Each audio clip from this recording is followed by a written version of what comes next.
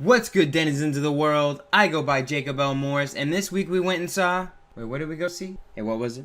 Oh, it wasn't Alice in Wonderland? Oh, okay. We went and saw Xmen Apocalypse.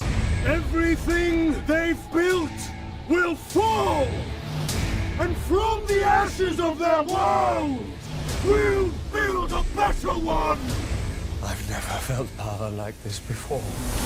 So right now, I want to give you my full review, things I like, things I didn't like, and reasons to go see it. But I know all of you want to know right off the bat, hey, why should I waste my time? Should I go? And you know what? I'll give you a short answer right now. Should you go see this movie?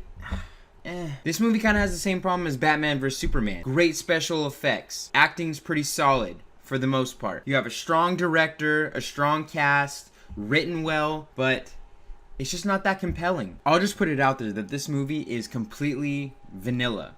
I don't know how else to describe it. It's just a little cliche, a little too by the book. Have this supposed to be, oh, end of the world, and then let's save it. While there's great moments in between, it's just a little bland. But you know, let's go into some of the great things before we kind of break it apart. So let's go over a few things that I thought were pretty great. Disclaimer! I'm not gonna lie, I am a huge X-Men fan. X-Men is probably my favorite Marvel superhero, so any movie, I'm gonna go see it. With that being said, I'll try to be as impartial as I can. First off, the freaking cast. I don't know, I just love this cast. One of my favorite castings of any movie. Michael Fassbender, James McAvoy, I think are great leading actors. They're awesome. You have Jennifer Lawrence, who, I'm not gonna lie, was a little wooden. She was a little stale in this movie. She phoned it in a little bit. That's how I felt. I felt she did a great job in the first two movies. But this one, Maybe it's because she's supposed to be more complex. She's a little stoic because she's seeing all these atrocities. I don't know what it was, but she's no fun anymore. Directed by Bryan Singer, he's been part of so many movies, including Days of Future Past, which is the last one, which was not just critically acclaimed, but also a box office smash. It was a great movie. I would actually go see that one and maybe skip this one.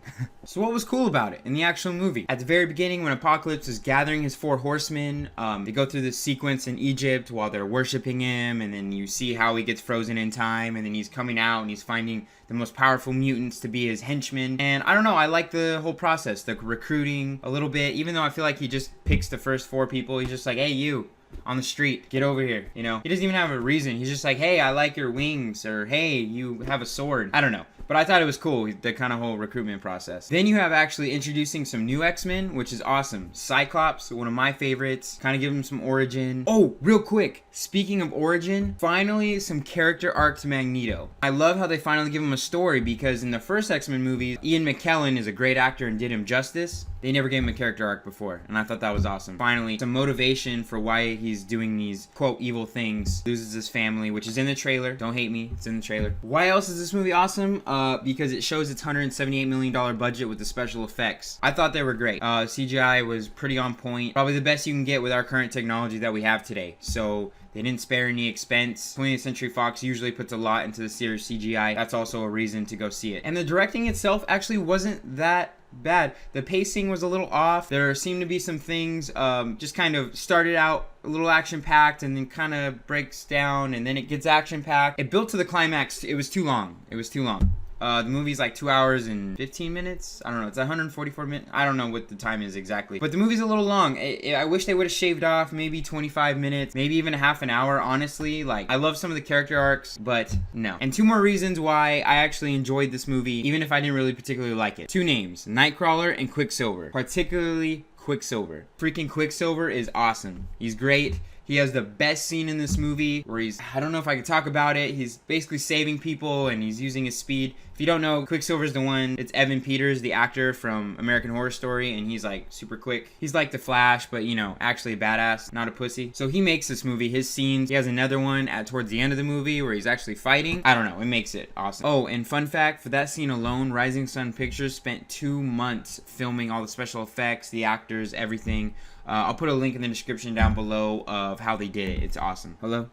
Oh, you want to give me my final thoughts on the movie? Okay, I'll end the video. I'll end it. Alright, final thoughts, conclusions. And you know what? Actually, I'm going to do something I've never done on my reviews. I'm actually going to assign it a score. An actual number. People seem to like that. I don't see them as valuable that much, but I get it. So overall, this movie, good special effects, good acting, but I'll be honest, it falls short. And what is the biggest thing that it falls short on? Storytelling, plot. That seems to get movies every time. This movie had so much promising material. Apocalypse is their greatest enemy. The X-Men forming. Spoilers. Phoenix. I don't know, all these things it had going for it. Unfortunately, I probably won't be watching this movie again until it's on Netflix or, I don't know, TV. I don't really watch TV. Never mind. So should you go see it? Nah, skip this one, honestly. Maybe it's good for a date if you want like 2 hours to make out or something, but if not that, then skip it. So what's my score for X-Men Apocalypse? I give it a 6 out of 10. Slightly above average just because of the special effects and the acting, but overall, kind of bland. Alright guys, thank you so much for watching my review of X-Men Apocalypse. Hope you enjoyed it, hope you feel informed. Hopefully you save some money if you're gonna go see it. If you saw it and liked it, leave a comment. Let's talk about it. What'd you like about it? I like some parts. Let's talk. Anyway, my name's been Jacob L. Morris. Oh, and one more thing. I know you have Facebook, Instagram, Twitter, and I'm on Snapchat too. Links are all around or wherever they're gonna be. Thank you so much, everyone, and yeah, we'll see ya. Hey, what are you guys still doing here? Oh, you made it all the way through? Well, guess what? Spoilers! Real quick, I'll make it like 30 seconds. Oh my god. Wolverine, of course he's in this. Weapon X, he kicks so much ass, clawing everyone. They made it a little violent. It's freaking awesome. Alluding to the comics, Weapon X, he's even got the mask. It's freaking sweet. Jean Grey, Apocalypse. Phoenix already, she's coming out. That means shows her power. I'm excited for that storyline. Hopefully they continue with it, especially with the girl from Game of Thrones. I think she's a good actress, so she's cool. And then finally, post-credit scene, Mr. Sinister. That's what you see, the briefcase at the end of the movie if you went and saw it. Oh my god, that means they're gonna take Wolverine's clone. They're gonna take Wolverine's DNA. They're gonna clone him. All this stuff. Mr. Sinister, he's great. He makes a clone of Jean Grey and then has that clone as a kid with Cyclops, and that's Cable, who's connected to Deadpool, and Deadpool might be connected to this movie. So many cool things. Sorry, I had to have a little spoilers, at least something. I was pumped. Alright guys, peace.